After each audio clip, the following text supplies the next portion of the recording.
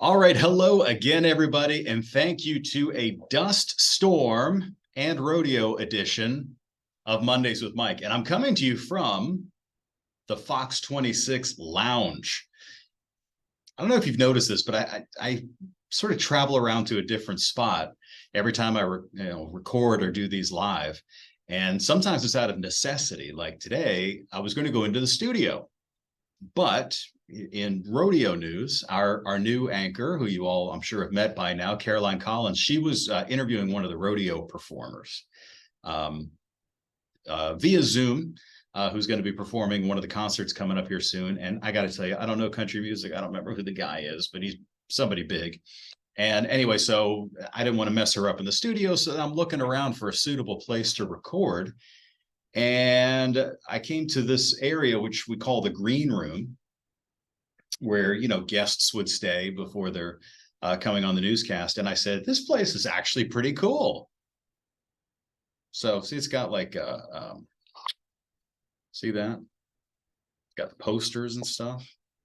Anyway, and then shout out to Tony, who hooked me up with this camera light, because otherwise, oh my gosh, without that, I look like an ogre. So, all right, everybody, we're going to talk today about, now don't get any ideas, okay? Let's keep our mind scientific. Haboobs. Okay, let's be careful about that. Haboob, okay, haboob.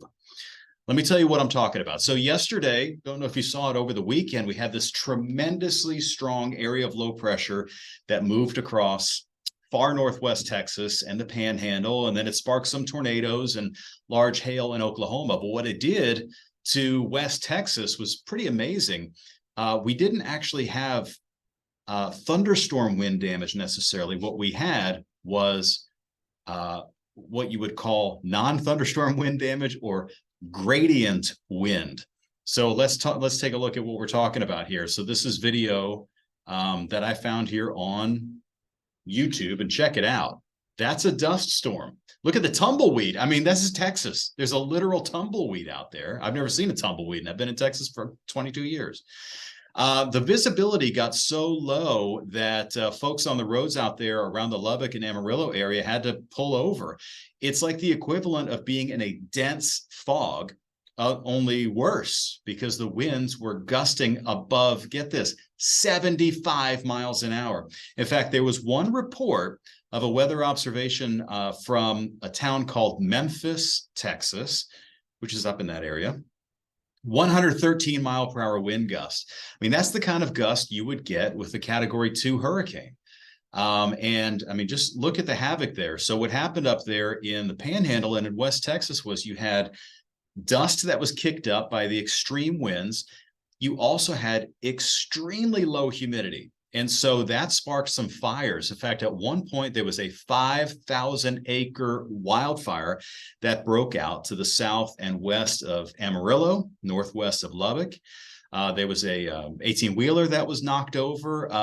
As of midday on Monday, the fire is now 80% contained. So that's good. I mean, the firefighters really had to scramble yesterday, and the winds have died down really nicely.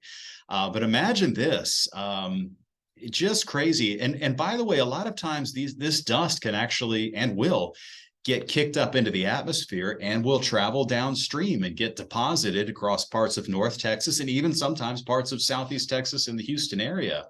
Sometimes you may notice some dust on your car in a day or two by the time it makes it here. And if we do get some rain coming up on Thursday night, there may even be enough dust still suspended in the atmosphere for us to get some of the dust, the raindrops to form on those dust particles, which we call cloud condensation nuclei, and might actually come down, in the form of some dirty rain. That does happen from time to time. Here's an article from that area from the Lubbock Avalanche Journal, where, here we go, hurricane force winds and a haboob caused power outages out in West Texas. And there you can see the crews, the electrical crews out there. The the high winds knocked power lines down. And so that's what helped to spark the fires that they saw out there. 100-mile-per-hour winds triggered power outages in the Panhandle and in the southern parts of the plains over the weekend yesterday. Really from Amarillo all the way down to El Paso, they're saying 35,000 electricity customers were without power. The sustained winds were between 40 and 55 miles an hour with those gusts above 75. And in fact, I was 1 degree shy here. In Memphis, Texas, a 114 mile per hour wind gust was recorded just after 6 p.m. on Sunday. I mean, can you imagine that? On Twitter, this was the latest from the Texas A&M Forest Service. So they report, it's the incident reporter, incident information, just meaning that they keep you up to date on fire-related incidents. And so this is one of the updates that they had on what is being named the Big Fins Flats Fire. And that one is in Oldham County, Texas, which is one of those big square counties that's off to the west of Amarillo. And again, here's a look at some of the after effects. A fire started 5,000 acres right now, according to Texas A&M. The latest update is that it's 80% contained. So definitely good news there. And the conditions today will be iffy. There are fire danger warnings in effect out there because of some occasional gusty winds, but it looks like the folks out there have got it under control, which is definitely very good. I did have, let's see, I wanted to show you that I have some videos that were sent to us by my friend Joel Mathiasen, who happened to be in Amarillo at the time. And let's see, where can I find those? Sorry about this. Here we go. So here's one video that he sent. Now, he was there in Amarillo and sent us an email and said, hey, this is basically like, this is happening outside my hotel. So there you go. See, he has good taste at the Hilton. So that's a pickup truck that's getting slammed by the high winds. And there's some poor guy who got caught out in it, who's trying to take shelter there at the hotel. And let's see, here's another video that Joel shot for us. Joel's one of our promotions department high ups. You see, now watch this. So this RV is really being battered by the wind. And there were some vehicles that were just flat knocked over by the wind. So these folks are lucky that it looks like they were kind of around the side of a building that's there on the right side, but I'm sure it was not a very fun situation to be in a high profile vehicle like that. And let's see, here's another video that he sent. Yeah, this is like of a parking lot in front of his hotel with, you know, ordinarily you would think this is fog, you know, excuse me, but in this case, we're talking about these, you know, 40 to 60 mile an hour winds sustained with wind gusts above 75 miles per hour. So thanks, Joel, for sending those in.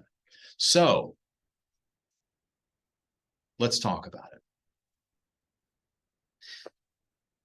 Is it a dust storm? Yes, of course it's a dust storm. Dust storm is one way to look at it, but when you have really high winds and it creates this wall of dust, this wall of small sediment particles, or, you know, really, really fine sand and particulate matter, it has a more fun name for me to say, and that is a haboob. So let's talk about that. So this is just to prove to you that it's not something I'm making up to be a 12-year-old boy, but this is the definition from the glossary of the AMS, or the American Meteorological Society. And so this is going to be the definition of the haboob, okay? And there are alternate spellings of haboob also, although this is my preferred spelling. It's an intense sandstorm or dust storm caused by strong winds with sand and or dust, often lofted to heights as high as 1,500 meters, which is almost a mile high into the sky, resulting in the wall of dust. Okay, so that's what I just mentioned. Remember how it said, you know, it gets pushed and it forms like this wall, leading edge wall, makes it look like a tidal wave. That can be visually stunning. You know, a haboob can be visually stunning. It can last for tens of minutes to a few hours. They're often caused by an atmospheric gravity or density current. What is an atmospheric gravity or density current? Well, it's more complicated than it sounds more complicated than it is. A gravity wave is anytime you take something that's buoyant, like a hot air balloon, or let's just say you're swimming in a pool. And you know, when you remember when you were a kid, maybe you do it now as an adult too. If you have a ball in the pool, you try to push it under the water, right? And it won't go. You're not strong enough to push it. And then it bloop, plops back up. And then it bobs up and down for a little while. Well, that bobbing up and down is a gravity wave. And all it means is, I mean, a gravity wave is also caused by if you throw a pebble in a calm lake, and those ripples come out.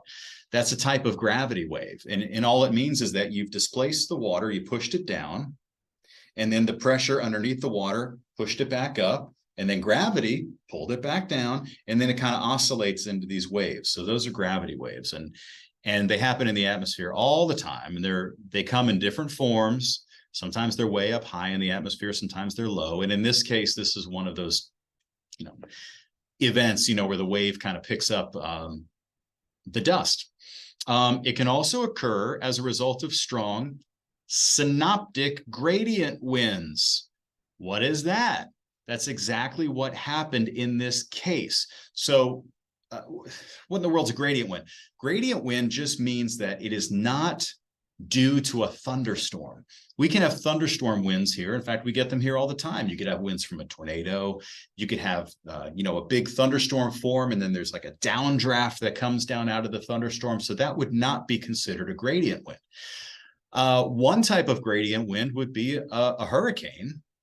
But in this case, the gradient wind is referring to the fact that we had a very strong area of low pressure that was north of Texas, and there's a gradient between that one and a big area of high pressure over Florida.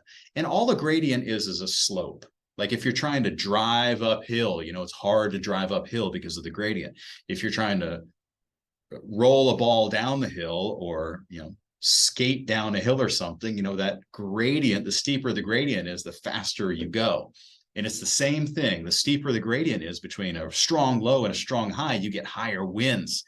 And so that's exactly what happened up there in North and in West Texas yesterday. Was we had a strong gradient. So you had high gradient winds. It can also be caused by thunderstorm outflow, which is what I just mentioned, strong thunderstorm winds. The word is Arabic, okay, coming from the root word hab, or to blow. The term haboob originated as a description for a wind and sandstorms in central and northern Sudan. Okay, so it's a word that is borrowed.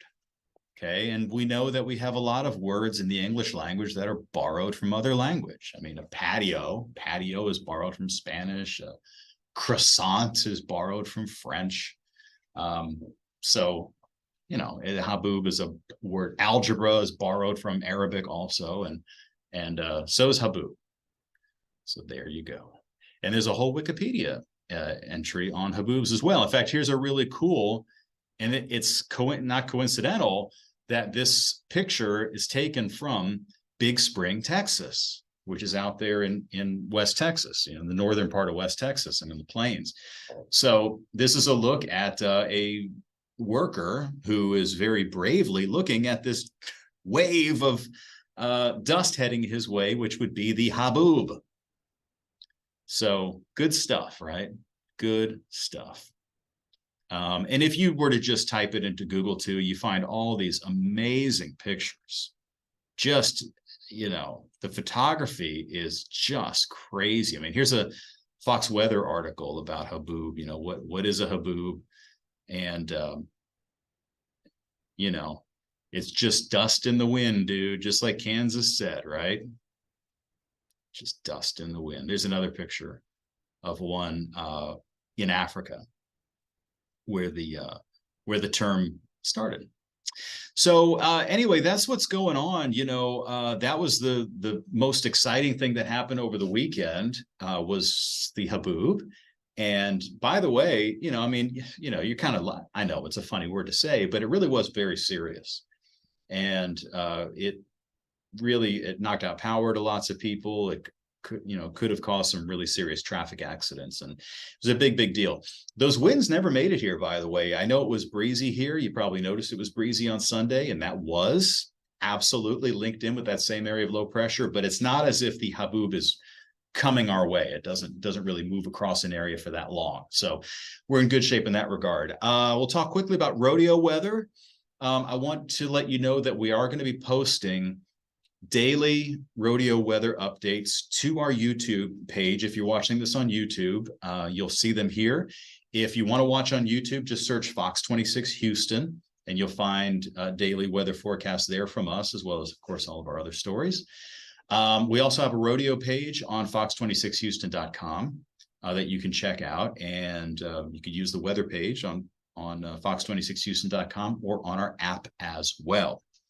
If you have any further questions about haboobs, let me know. Okay, go ahead and write it in the comments, or you can let me know about it on Facebook, and I'll be looking for your forthcoming questions about haboobs. So there you go. Thanks for joining me for Mondays with Mike. Have a great week and enjoy the rodeo if you're headed out there.